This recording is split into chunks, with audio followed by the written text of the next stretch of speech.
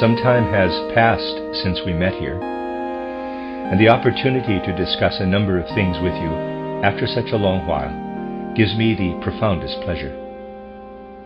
Behind us lie extremely grave times, difficult times, of which the gravity is certainly felt, though in wider circles it is still insufficiently understood. It is true to say that people who have experienced the second decade of the 20th century have gone through more than is otherwise experienced over a span of centuries.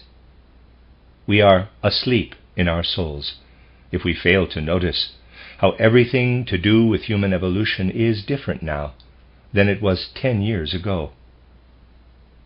The whole great turnabout that has taken place will no doubt only be fully realized by mankind at large after some time has passed. Then we shall come to see how the events that took place so catastrophically at the surface of life reach deep down into the roots of human souls, and how what has happened came about in the first instance as errors of soul affecting the widest circles of mankind. Not until the decision is made to seek in human souls the true reasons for this great human misfortune will it be possible to reach a real understanding of this time of trial undergone by mankind. Then, also, an attitude will develop toward a spiritual stream, such as anthroposophy, which will differ from that prevailing at present. This anthroposophical spiritual stream wants to give to mankind the very thing that has been lacking over the last 300, 400, 500 years, the thing whose lack is so intimately bound up with the wretchedness of culture and civilization we have experienced and are experiencing. Both the greatest and the smallest matters and events in the world come out of the spiritual realm, out of life in the spirit. Universal questions face mankind today, questions which can only be tackled out of the depths of spiritual life, yet they are being dealt with in the most superficial manner all over the world. There is no possibility of seeing what it is that is struggling to rise up from the depths of human soul and spiritual life, yet it is just this possibility which anthroposophy wants to bring to mankind. Today, I shall speak out of the realm of the anthroposophical worldview about some intimate aspects of human soul and spiritual life. Then, from the point of view this will give us, perhaps we shall be able to conclude with a brief consideration of some recent historical events. Anthroposophical spiritual science wants to speak about those worlds which for the moment are hidden from external sense perceptions, and also from the intellect which is attached to these sense perceptions. It wants to speak primarily about everything connected with the eternal aspect of the human soul. We say of the realms into which this anthroposophical worldview wishes to penetrate that they can only be reached if human beings step over the threshold of consciousness. What is meant is that the step over the threshold must be taken consciously, if knowledge about these supersensible realms is to be gained. For human beings step unconsciously over the threshold every time they go to sleep. We say of the threshold we cross daily, in connection with going to sleep and waking up, that it is guarded by the guardian of the threshold.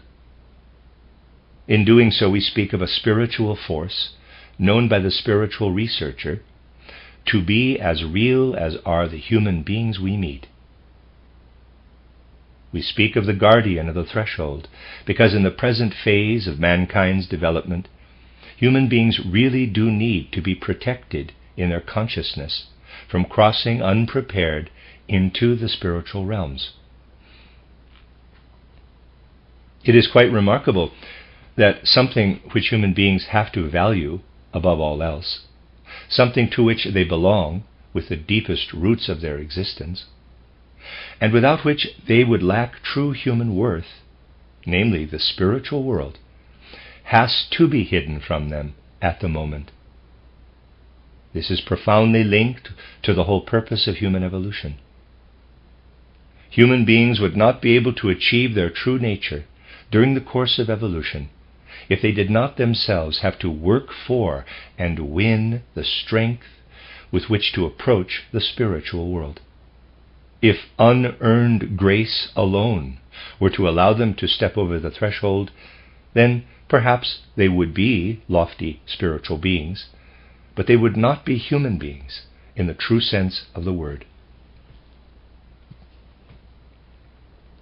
They would not be beings who win their way toward their own value. For to be a true human being in the universe means to be the instigator of one's own worth. To step over the threshold unprepared would lead to a kind of burning up of the human being, a kind of extinguishing of the human being. However, what spiritual science has to say about man's relationship to the spiritual world can certainly be grasped by normal understanding. It is quite possible to understand what has to be said about this out of the foundations of spiritual science. Observe how someone sinks into a kind of unconscious state on going to sleep. Out of this unconscious state, individual waves rise up into the world of dreams as though from the depths of the ocean. Even for those who are free of any kind of superstition or nebulous mysticism, this dream world is mysterious, enigmatic, and it has to be sensed as belonging to the inmost being, both of the world and of man's existence. So, the period human beings spend between going to sleep and waking up is a kind of lowered consciousness, out of which is revealed the picture world of dreams. And even if we only follow the dreams in an external manner, we still have to say they contain picture echoes of that life which is not only given to us through our sense perceptions by way of our intellect, but also through our feelings. But they contain that otherwise familiar world in a way that is different. On the whole, they do not contain any abstract thoughts. They change everything into pictures. While the sense-perceptible world we know has a certain coherence and order which satisfies our understanding, so that everything has its place in space and time, dreams appear to shake everything up. Events which took place yesterday are mingled with others which happened decades ago. Dreams impose an order on things that differs from the order of space and time into which we look with our daytime consciousness. Examining dreams more closely, we find that what is missing in them is our power of thinking. On waking up, we feel that we step from dreamless sleep into the world in which human ideas and thoughts arise.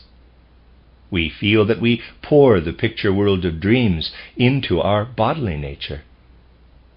And as we do so, our body sends out the power of thought, which once more brings order into what the dreams have jumbled up. Our body takes us in hand when we wake up. Our body gives us the power of ideas, and in dealing with this power, we become fully awake. Then the world of dreams fades, and its place is taken by the world of thoughts and ideas in the normal order of place and time. Those who pay attention to these phenomena can observe in ordinary life how something at first indeterminate slips into our bodily nature. They can also understand this to the point where they can say, "The power of thoughts is given to me by my body, when I plunge down into it with my soul and spirit being." This everyday observation will bear out what anthroposophy has to say. The ideas and thoughts we know in ordinary daily life are bound to our external physical body. which remains in bed at night, when our being of spirit and soul steps over the threshold into another world. As consciousness is extinguished, it leaves behind at the threshold the power and capacity to form a world of thoughts in the ordinary way. What steps over the threshold is whatever the human soul contains by way of feeling and will. This content of feeling and will resembles the sleeping state even during ordinary day consciousness. We are properly awake only in our thoughts and ideas. Just think how dark is all that lives in our feelings, and how utterly obscure is everything living in our impulses of will. If we try to gain an idea of how we accomplish even the simplest decision of will, then what takes place in our muscles and bones when we put an idea into realization remains as obscure as our sleeping state. First we think, I lift up my arm. Then we see our arm rising up. Nothing but impressions. The mysterious processes that take place remain as hidden from our consciousness as sleep itself. What we take with us across the threshold is basically something that is asleep and dreaming even in our waking state. The dream pictures are no clearer than the feelings which attach to our world of thoughts and ideas. The forms in which soul life expresses itself, in the waking state through feelings and in the sleeping state through dreams, differ, but our life of feeling is no clearer than the pictures of our dreams. If it were clearer, we would lead an extraordinarily abstract life. Consider how we speak quite rightly of cold, sober thoughts and glowing feelings. But what lives in our feelings remains in a kind of darkness, similar to that of our dream pictures. When we go to sleep, we carry our feelings over the threshold, and it is our feelings which in a way even light up to some extent in our dream pictures. We also carry our will into that world.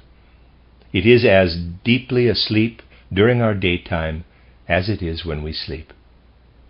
So we can say that what carries human beings through the threshold of consciousness is the feeling and will element of their soul being. Feeling and will belong to sleep consciousness. The life of thoughts and ideas, and also a part of the life of feelings, because dreams light up, belong to the waking consciousness of daytime. They lie on this side of the threshold. We speak of the guardian of the threshold because it is necessary at their present stage of consciousness that human beings do not step consciously but unprepared over the threshold, which they cross unconsciously every time they fall asleep. When we come to recognize the forces within which human beings find themselves on the other side of the threshold, we also learn to experience why they have to be guarded, prevented by a guardian, by something which watches over them from stepping unprepared over the threshold into the spiritual world. When we enter the world beyond the threshold, it certainly looks very different at first glance from what we have been in the habit of expecting. However, if we enter after having undergone sufficient preparation, it gradually changes and we come to new experiences, different from those we encountered initially, which are bewildering even for those who enter the spiritual world after some preparation. For what is it that appears to us first in the spiritual world? Forces, beings, are what first appear to us, and they behave, I cannot express it otherwise, in a very inimical manner toward the ordinary world of sense perceptions. As we step over the threshold into the spiritual world, we are met with a burning, scalding fire, which seeks to devour everything the world of sense perceptions has to offer. We enter, without a doubt, a world of destructive forces. This is the first sight that meets us on the other side.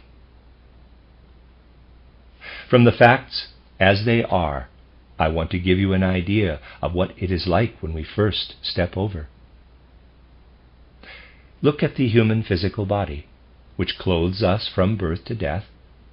Now, look first with regard to the physical body at the moment in which the human being approaches death and steps across the threshold. Looking simply at the world of space, we find that after the individual has crossed the threshold, the physical body appears externally much the same as it did before.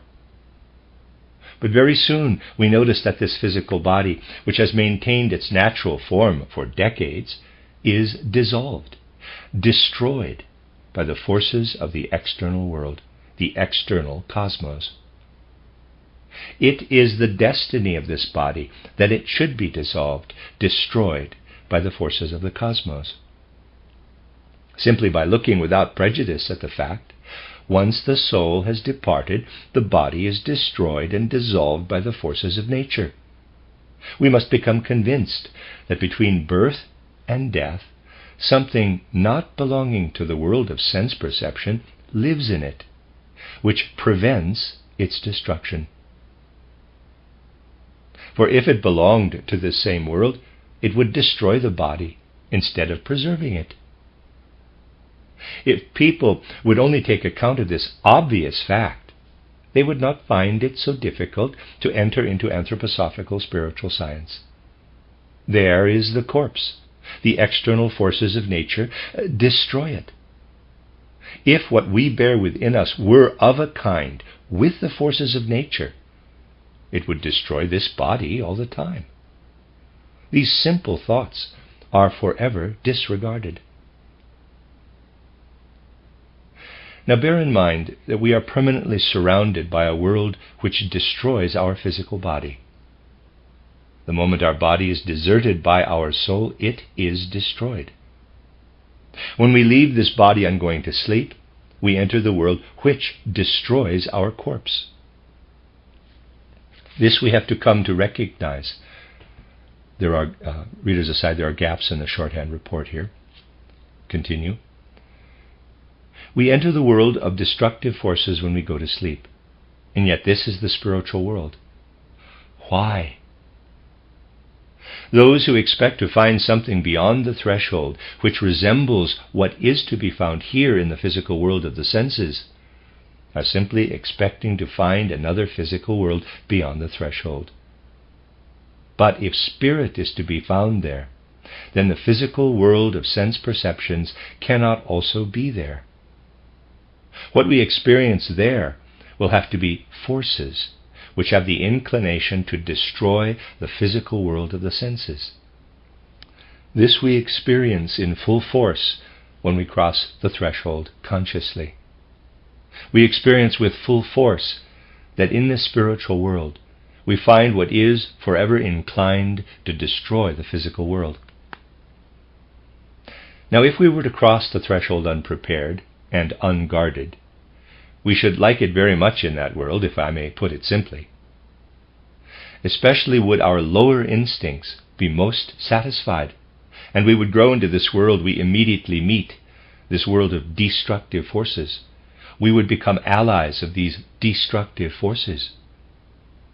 We would no longer want to share in the work of maintaining the physical world which surrounds us. We have to learn to love this physical world as one which is filled with wisdom, in order to be well prepared to enter into the spiritual world. Before taking up our place, so to speak, at the side of the creators, we have to learn to love their creation and thoroughly understand that the world as it has been created has not been brought forth meaninglessly by divine creative forces. In order to enter well prepared into the spiritual world, we must first have thoroughly understood the meaning of earthly life. Otherwise, on waking up every morning, we would return to the world of sense perceptions, filled with a terrible hate for this world and with an urge to destroy it. Simply out of the necessity of human existence, we would wake up full of hate and anger if we spent the time between going to sleep and waking up in a state of consciousness such as that. You can pursue this train of investigation further by looking at dreams in an unprejudiced way. Dreams are filled with terribly destructive forces. What comes to the surface in the form of dream pictures destroys every shred of logic. Dreams say, "That's it. Logic is finished. I don't want any logic. Logic is for the external world of sense perceptions. There it dogmatically arranges everything. Away with logic. A different world order is what is required." That is what dreams say. And if they were not only strong enough to caress our brain, but were also able to submerge themselves into our whole body, then they would seize not only our logical instincts, but also all our other instincts and our emotional life. Just as they destroy logic, so would they also destroy the whole life of physical human beings. We should be reluctant to enter once more into our physical body, and in doing so, we would gradually destroy it. Because what lives in dreams is overcome by what meets it from the body. It comes about that logic is only destroyed momentarily. This can be observed in every detail. What continue during sleep are the forces which belong to our rhythmic system. Breathing continues, heartbeat and pulse continue, but thoughts cease, the will ceases. What belongs to our middle region continues, though in a subdued form. The moment the pulse grows a little weaker in the brain, dreams rush in and set about destroying the forces of the body, of logic, until these forces of the body once more overcome the dreams as the pulse gains in strength. When it is a matter of really understanding these forces, anthroposophy knows very well how to be materialistic. Materialists do not really know how to be materialistic, because they do not know how the spiritual realm works together with the physical. They fail to notice how the spirit enters into the physical and there continues to work. It is most interesting to observe how the spirit enters in and first wants to make itself felt and destroy logic. But then the forces of the physical body, its powers of thought and ideas, enter the fray and overcome it again. Dreams are rendered harmless to physical earthly life. If you consider this properly, you will gain deep insight into the relationship between waking and sleeping, where it shows that we have to remain aware of our spiritual origin, that we have to sink down again and again into sleep, but that, on the other hand, in the present stage of our evolution, we have to be prevented from following in full consciousness what takes place in the state we enter between going to sleep and waking up. We live on our earth. It is, in the first instance, a physical and a cosmic creation. A time will come when this earth will suffer death by fire. It will go through actual physical fire, when the forces of destruction will seize hold of every earthly form, not only the corpses. Spiritual forces are leading this earth toward this death by fire. Spiritual forces which are connected with the earth and which we meet in the first stage, into which we enter when we step past the guardian of the threshold into the spiritual world. Let us consider what we have gained with regard to stepping through the portal of death. Our physical body is entirely discarded. Our spirit and soul element now enters the spiritual world in such a way that it straightaway develops the wish to return to the physical body. The element of spirit and soul, once it has laid down the physical body, can now begin to form a thought life without the physical body.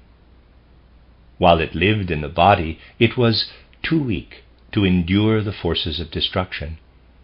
Now, as it passes through the portal of death, it has to be strong enough not to yearn for a return to the physical body.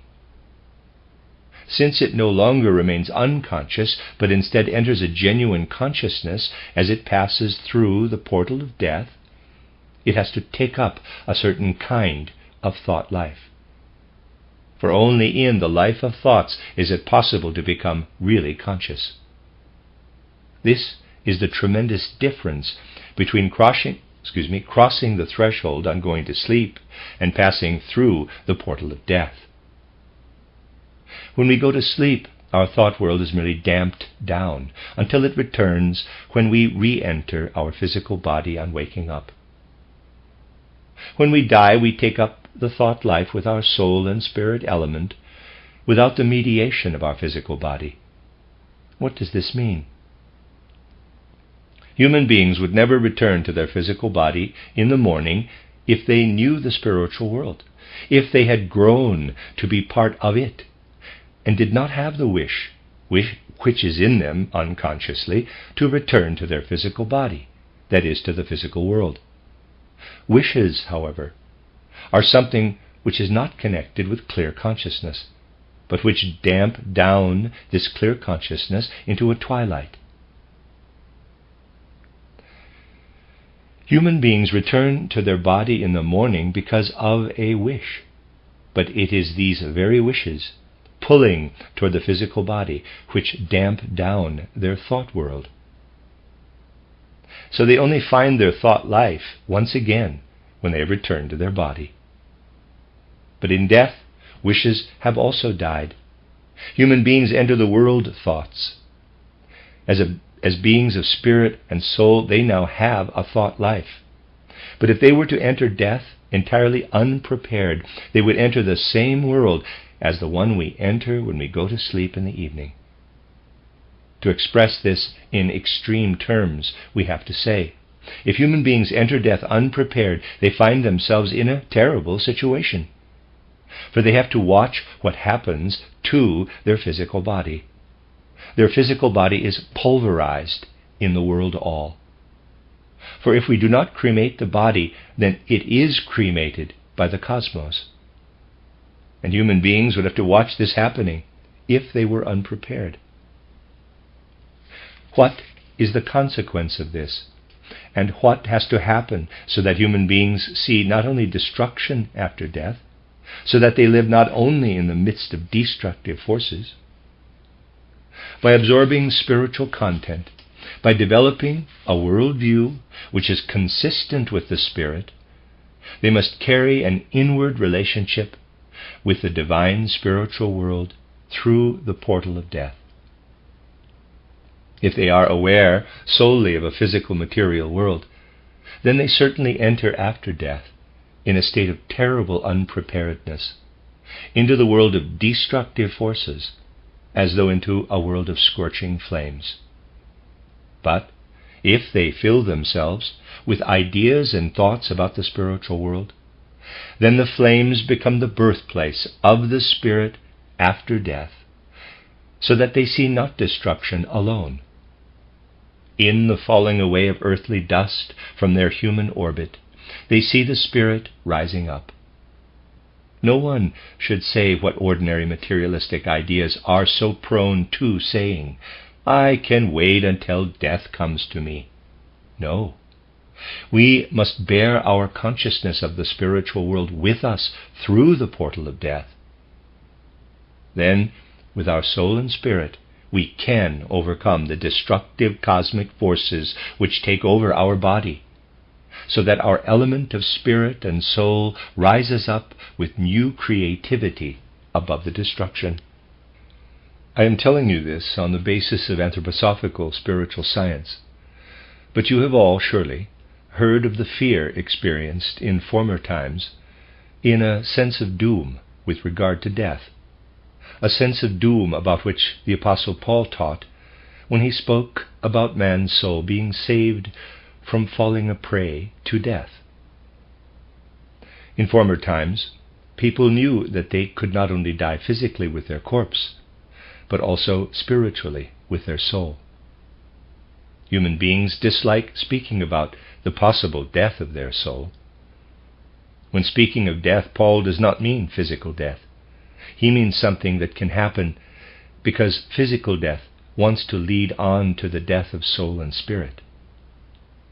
Human beings must become aware once more that they have to do something during their physical earthly life in order to join their consciousness to their soul and spirit, so that these may carry something through death, in order that the spirit may arise for them out of the devouring flames which are always present after death. Considerations like this must make it clear that to live within the whole universal order is an immensely serious matter. No view of the world is worthy of the human being if it does not lead through inner strength to a world of moral values, if it does not put before our souls the utter seriousness of life. To speak of physical and chemical forces building up the earth and of living creatures, and finally man developing along the way, is not merely a one-sided worldview. It is a worldview which ignores the seriousness of life, and which arises actually simply out of human laziness. A worldview, on the other hand, which achieves a proper attitude to the spirit, leads to a seriousness about life, because it puts before the soul the possibility that on passing through the gate of death, the human being might become united with the forces of destruction. Throughout their physical life, human beings are given the opportunity to prepare themselves suitably, because every evening, as they go to sleep, they are shielded from seeing the world of destructive forces to which they are related. They are given time to take in something that can guide them through the portal of death in a manner which enables them to discern the spirit within the forces of destruction. It is impossible to overemphasize the fact that feelings and perceptions about life must follow as a matter of course from a worldview, and that a worldview must not be allowed to remain mere abstract theory, but must become something living, something which seizes hold of feelings and will. Civilized mankind must wrestle again for a worldview such as this. Then, once more, what is imperishable will be seen within everything perishable. And furthermore, out of everything that does not pursue its course egoistically within man, it will be possible to push forward to eternity and immortality. From this point of view, look at life as it is carried on today, and do not take offense when someone who has to speak honestly is forced to say such disagreeable things. Look, for instance, at religious education. What is it built on? On egoism. Because people want to live beyond death, immortality, the possibility of going through death consciously is spoken about. People long for this. And so to satisfy them, because it is disagreeable to appeal to knowledge, knowledge is omitted, and mere belief is called into play. In this way, human egoism alone is approached. Human egoism that wants to see what it will be like after death, instead of waiting till it happens. What it is like before birth is not found to be interesting. This can only be learned through knowledge. Indeed, eternity, what comes after death and what stretches back beyond conception, can only be found through knowledge. Even our language shows that we only have a half knowledge about the eternity of man. We speak only about immortality, in quotes, undyingness. What we need, in addition, is a word denoting, in quotes, unbornness. Only when we grasp both will we finally understand the eternity of the human being. Write down into language Human beings of our time have abjured their links with the spiritual world. These links must be found once more. If they cannot be found, it will be totally impossible to carry on living in a proper way, and today's culture and civilization could fall into absolute decline. In Stuttgart we have founded the Waldorf School and Waldorf education. All sorts of things are said about this. Recently, somebody said, "Why does Waldorf education take so little account of fatigue in the children? Fatigue ought to be carefully studied nowadays. In so-called experimental psychology, it is pointed out with pride how children tire after repeating unconnected words or following lessons about a sequence of subjects.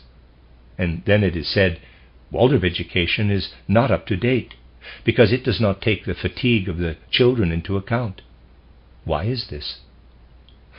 The Waldorf school does not speak much about fatigue, but it does speak about how children ought to be tended and educated after the change of teeth, namely by basing the education mainly on the rhythmic system, which means that the artistic element is cultivated, since this is what stimulates the rhythmic system.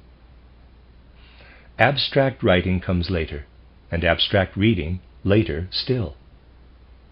Demands are made, not of the head, but of the artistic realm. But those who work with children only at those things which make demands on the head will of course have to reckon with fatigue.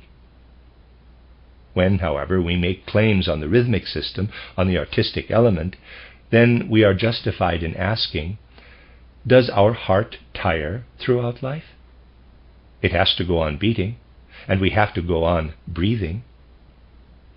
So Waldorf education need not concern itself too much with fatigue, because it aims to educate children in a way which tires them very little. Experimental education has arrived at a system which tires the children dreadfully. By its very method it brings about this tiredness. Readers aside, there's a gap in the shorthand report. End of readers aside. Steier again. Waldorf education is concerned with body, soul, and spirit, and account is taken of what comes from the spiritual and soul worlds to unite with the body, and what departs again at death. Anthroposophy is the very thing which can help us to understand the material physical realm. What is most lively of all in the child? Its brain activity. From the brain, the forces which mold the whole body stream out. These are most lively until the change of teeth. At the change of teeth, this molding capacity is transferred to the system of breathing and heart. And until puberty, this is what we have to work with, which means that artistic work, not theoretical work, is what is required. Between the 7th and the 14th year, the muscles are formed inwardly in a way which is adapted to the rhythmic system. Not until the 14th year approaches do soul and spirit take hold of the whole human being. And it is interesting to observe how until this moment the muscles have taken their cue from heartbeat, pulse, and breathing. Now, through the sinews, they begin to make friends with the bones, with the skeleton, and to adapt themselves to external movements. You should learn to observe how young people change at this age. Readers aside, there's a gap in the shorthand report. End of readers aside. Steier again. The process starts from the head. The soul element grows further and further toward the surface of the human being, and takes hold of the bones last of all. It fills the whole human being and uses him up, making friends ever more closely with the forces of death, until these forces of death win through to victory at the moment of death. Anthroposophical spiritual science follows up the spiritual processes right into the minutest detail, showing how they become immersed in material life, and how they take hold of the whole human being, starting with the head. Not until knowledge such as this is taken into account, will it become possible to educate people properly once again? We need intellect and understanding so that we may find freedom, but they drive away the certainty of our instincts. A friend of mine was quite a nice person when we were young. Later in life he invited me to visit him. I had never partaken of a midday meal with scales and weights on the table. My friend first weighed everything he ate. By his intellect he had discovered how much he needed in order to maintain his body, and this exact amount was what he ate. Intellect drives out instincts in small things, but also on a larger scale. Now, it is necessary for us to find our way back to them. A sure sense for life, a firm stand in life, is needed once more. This is found by seeking our eternal element within the temporal sphere. We need to understand how the eternal finds its place in the temporal. This is what our contemporary civilization needs. Such things must be treated on a global scale. No account is taken these days of the contrasts that exist between people of the West and people of the East. External matters are broached in an external manner. Congresses are called to discuss ways of balancing out the world's difficult situation, but no account is taken of the fact that East and West can only achieve economic balance if they have trust in one another. Asians will never be able to work together properly with the West if they cannot understand each other. But understanding can only come about through the soul. Understanding out of the soul is needed for the economic realm in the world. And understanding out of the soul can only be achieved through a deepening of soul life. This is why today the most intimate matters of individual soul life are at the same time matters of worldwide import. Comprehension of what the world today needs, in external public matters too, will not be achieved unless an effort is made to listen to what the science of the supersensible has to say, for the world has changed during the course of evolution. The human race in particular has changed. Looking at the span of human evolution, let us turn to that event without which the whole of human and earth evolution would have no meaning, the mystery of Golgotha. In this mystery of Golgotha, something divine entered into the conditions of the earth by means of an earthly body. Christ entered the body of Jesus of Nazareth in order from then on to work with the earth. The earth would have perished, would have decayed in the world order, if a new fructification had not been brought about by the entering in of the Christ. You know also that in the distant past an instinctive knowledge, a primeval wisdom existed, of which only remnants remained in Western civilization at the time of the mystery of Golgotha. Enough remained, however, to make it possible for the mystery of Golgotha to be at least instinctively comprehended for 4 centuries. In the early centuries of Christianity, the understanding of the supersensible significance of the mystery of Golgotha was such that the leading Christian teachers knew about the entering in of Christ, the Son Spirit, S-U-N, into the human being, Jesus of Nazareth. Who today has a living awareness of what it means to ask whether the human being, Jesus of Nazareth, bore 2 natures, a human one and a divine one, or only one? Yet in the early Christian centuries, this was a vital question, a question which had a bearing on life. There was a vivid awareness of how, coming from the cosmos, the Christ Spirit had united with Jesus. 2 natures in one personality, God in man. You have often heard that the 4th post-Atlantean period lasted from 747, before the mystery of Golgotha, to about 1413, after the mystery of Golgotha. In the first third of the 15th century, intellectualism proper began. Now we look at physical forces, we calculate, we study physics, but we no longer know that spiritual forces are at work out there, that the spirit which was known in earlier times really exists out there. Look at this fourth post-Atlantean period lasting from 747 BC until 1413 AD. If you half this period, you come to a point that lies in the 4th century AD, the point when the wisdom which still contained a spiritual comprehension of the mystery of Golgotha finally faded away. From then on, intellectual discussion was all that took place. And finally, as the 15th century approached, the human intellect became the sole ruler of human civilization. Because of this, anything that represented a living connection between the human being and the Christ was drawn more and more into merely materialistic human thinking. In the most advanced theology in the 19th century, the Christ was entirely lost.